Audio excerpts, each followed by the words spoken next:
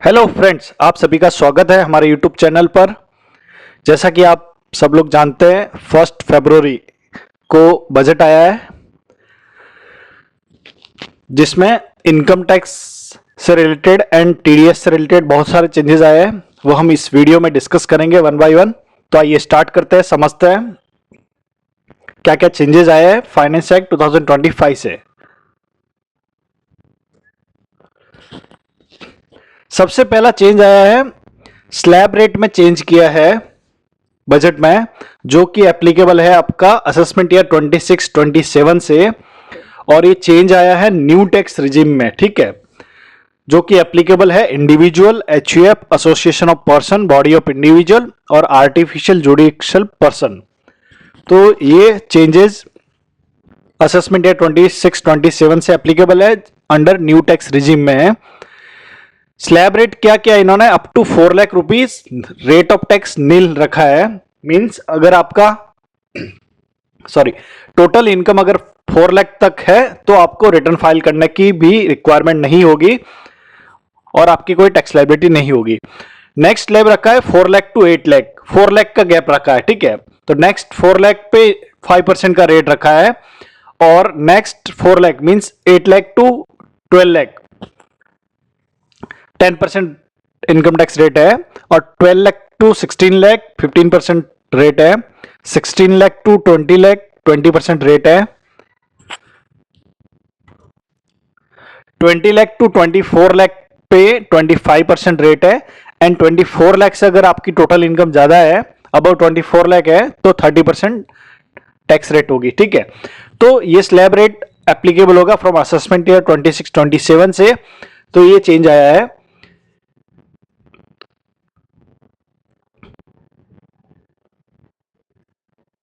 Next है, जैसा कि फाइनेंस मिनिस्टर ने अनाउंस किया था कि आपकी इनकम 12 लाख तक होगी तो आपको कोई 12 लाख तक एग्जम्प्ट है, मतलब 12 लाख तक कोई भी टैक्स नहीं लगेगा। इसका मतलब यह है कि आपकी जो स्लैब है उसके हिसाब से टैक्स तो लगेगा आपको, ठीक है। मतलब जो ये स्लैब है up to 4 lakh nil 0% tax लगेगा, 4 लाख टू 8 लाख 5%, ऐसे टैक्स कैलकुलेशन होगा, लेकिन उसका रिबेट मिलेगा आपको, ठीक है।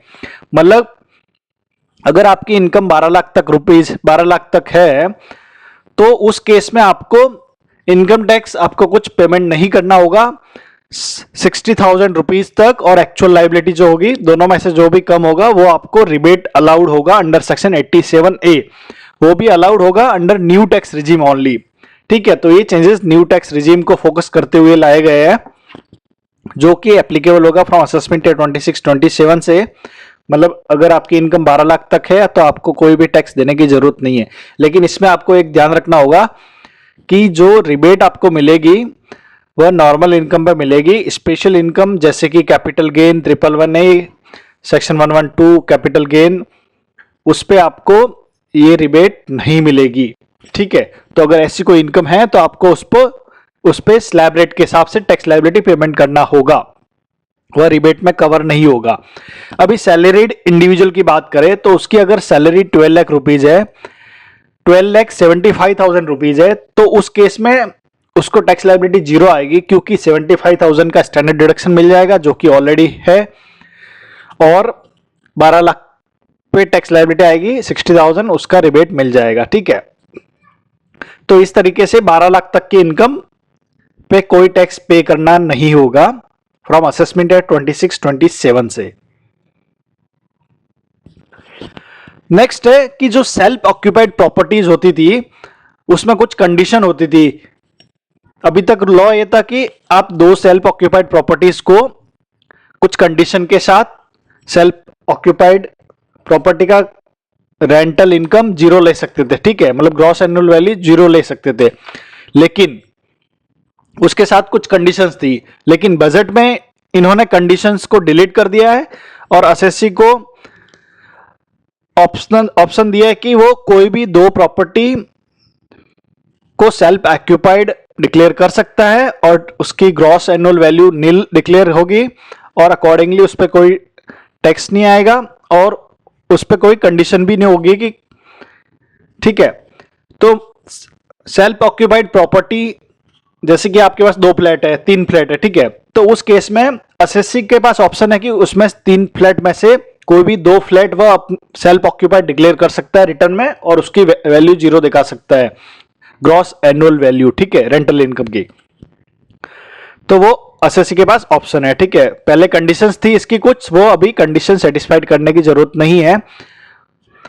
नेक्स्ट है अपडेटेड रिटर्न की टाइमलाइन 2 इयर्स होती थी कि आपका असेसमेंट ईयर एंड हो गया, वहां से आप 2 साल तक अपडेटेड रिटर्न फाइल कर सकते हैं with payment of additional tax liabilities. अभी वह 2 साल की लिमिट को इन्होंने 4 साल कर दिया है, और उन्होंने फर्दर जो एडिशनल टैक्स लायबिलिटी आती थी उसको भी इंक्रीज कर दिया है, ठीक है। तो आप अभी अपडेटेड रिटर्न 4 साल तक फाइल कर सकते हैं from end of the relevant assessment year, ठीक है। अभी देखते हैं टीडीएस लिमिट्स में बहुत सारे चेंजेस आए, वो देखते हैं सेक्शन वाइज। तो सबसे पहला चेंज है सेक्शन 194A में, जिसमें अनाउंस किया था कि सीनियर सिटीजन के लिए 50,000 से लिमिट को 1 लाख कर दिया है। मतलब 194A में अगर कोई बैंक आपको पेमेंट कर रही है, कोऑपरेटिव सोसाइटी पेमेंट कर रही है, पोस्ट ऑफिस पेमेंट कर रही है एफडी आरडी पे इंटरेस्ट, ठीक है, सीनियर सिटीजन के केस में 50,000 से 1 लाख लिमिट कर दिया था। अगर कोई भी बैंक, कोऑपरेटिव सोसाइटी या पोस्ट ऑफिस सीनियर सिटीजन को पेमेंट करती है इंटरेस्ट का, तो उसको टीडीएस काटना होता है सेक्शन 194A में। तो वो लिमिट 50,000 होती थी, उसको बढ़ा के 1 लाख कर दिया है। और अदर देन सीनियर सिटीजन के केस में 40,000 का लिमिट था, जो बढ़ा के 50,000 कर दिया है। और इसके अलावा मतलब बैंक, कोऑपरेटिव सोसाइटी या पोस्ट ऑफिस के अलावा कोई भी पर्सन इंटरेस्ट का पेमेंट कर रहा है, interest other than interest on securities, ठीक है, तो 194A के हिसाब से उसको टीडीएस काटना होता था 5,000 से ज्यादा अगर इंटरेस्ट पेमेंट कर रहा है तो। अभी वह लिमिट बढ़ा के उसको 10,000 कर दिया है, ठीक है। नेक्स्ट चेंज आया है सेक्शन 194 डिविडेंड पे टीडीएस में, ठीक है, तो उसमें लिमिट थी 5,000 तक अगर कोई कंपनी डिविडेंड दे रही है तो उस पर टीडीएस नहीं काटती थी। अभी वह लिमिट को बढ़ा के 10,000 कर दिया है। नेक्स्ट चेंज है 194H में, अगर कमीशन या ब्रोकरेज का पेमेंट कर रहे हैं तो उस केस में लिमिट थी 15,000 की, वह बढ़ा के 20,000 कर दिया है। नेक्स्ट है 194I रेंट, अगर कोई भी पर्सन रेंट पेमेंट करता है 2,40,000 ड्यूरिंग फाइनेंशियल ईयर, मतलब 2,40,000 से क्रॉस करता है तो उसको 194I के हिसाब से 10% टीडीएस काटना होता था।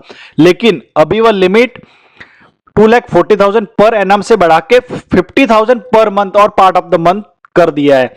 मतलब ईयरली 6 लाख लिमिट है, बट आपको देखना होगा टीडीएस डिडक्शन के लिए 50,000 पर मंथ के हिसाब से, ठीक है। तो उस केस में आपको टीडीएस काटना होगा 50,000 क्रॉस करते ही। 194J प्रोफेशनल पे टीडीएस की लिमिट थी 30,000, उसको चेंज करके 50,000 कर दिया है। 193 इंटरेस्ट ऑन सिक्योरिटीज, इस पे टीडीएस कट होता था, कोई लिमिट नहीं थी, अभी इस केस में लिमिट रख किया है ₹10,000। नेक्स्ट है 194K income in respect of units of mutual fund और स्पेसिफाइड कंपनी और अंडरटेकिंग। तो म्यूचुअल फंड से जो भी आपको इनकम आती है 194K के हिसाब से टीडीएस कटता है, ठीक है। तो उस पर लिमिट थी 5,000, उसको बढ़ा के 10,000 कर दिया है। नेक्स्ट है 194B winning from lottery crossword puzzles and 194BB winning from horse races. तो उस केस में एग्रीगेट लिमिट था फाइनेंशियल ईयर का 10,000, तो उसको चेंज किया है 10,000 in respect of single transaction किया है, ठीक है। तो ये पहले एग्जिस्टिंग 10,000 का लिमिट पूरे साल का था, अभी उसको सिंगल ट्रांजेक्शन कर दिया है, ठीक है। नेक्स्ट है 194D इंश्योरेंस कमीशन, उस पे 15,000 से ज्यादा अगर LIC हो गई या और भी कोई इंश्योरेंस कंपनी हो गई, वो अगर इंश्योरेंस कमीशन पेमेंट करती है अपने एजेंट्स को तो 15,000 से ज्यादा करेगी तो टीडीएस काटती थी, अभी वह लिमिट बढ़ा के 20,000 कर दिया है।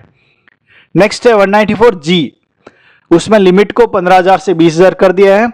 नेक्स्ट है 194LA, उसमें लिमिट थी 2,50,000 तो उसको बढ़ा के 5 लाख कर दिया, डबल कर दिया है, ठीक है। नेक्स्ट है section 194D TDS on insurance commission, इस पे टीडीएस का रेट था 5%, लेकिन 1 अप्रैल 2025 से ये रेट को कम करके 2% कर दिया है। जैसा कि 1 अक्टूबर 2024 से ब्रोकरेज कमीशन पे भी 2% किया था, उसी लाइन पे इसको भी 2% कर दिया है। ठीक है, स्ट्रीमलाइन करने के लिए। नेक्स्ट है सेक्शन 194Q। 194Q में क्या होता है कि आप 50 लाख से ज्यादा किसी पर्सन से परचेज करते हैं तो उस केस में आपको 0.1% टीडीएस काटना होता है 50 लाख के ऊपर वाली परचेज पे। ठीक है, उसमें सिमिलर लाइन पे प्रोविजन है टीसीएस का अंडर सेक्शन 2061H में। तो ये बहुत कंफ्यूजन होता था कि किसमें टीडीएस काटना है किसमें नहीं काटना है, तो टीसीएस वाला प्रोविजन डिलीट कर दिया है। तो अभी आपको परचेज पे टीडीएस काटना है as per section 194Q। TCS collect करने की जरूरत नहीं है क्योंकि वह प्रोविजन डिलीट कर दी है। ठीक है, नेक्स्ट था कि आपको टीडीएस टीसीएस डिडक्ट करना होता था, कलेक्ट करना होता था हायर रेट से अगर डिडक्टी नॉन फाइलर है रिटर्न ऑफ इनकम। ठीक है, तो ये प्रोविजन हटा दिया है। तो आपको अभी ये चेक करने की जरूरत नहीं है कि डिडक्टी ने रिटर्न फाइल किया है नहीं किया है, तो वो आपको चेक नहीं करना है, जो आपकी सेक्शन के हिसाब से आपको टीडीएस डिडक्ट करना होगा। ठीक है, नेक्स्ट है removal of higher TDS TCS for non filer of return of income. ये रिपीट हो गया है। ये सब चेंजेस है बजट 2025 में जो कि टीडीएस एंड इनकम टैक्स से रिलेटेड है। आई होप ये इंफॉर्मेशन आपके लिए यूजफुल होगी। अगर फिर भी आपको कुछ भी क्वेश्चन है तो आप मुझे कमेंट करके पूछ सकते हैं। Thank you.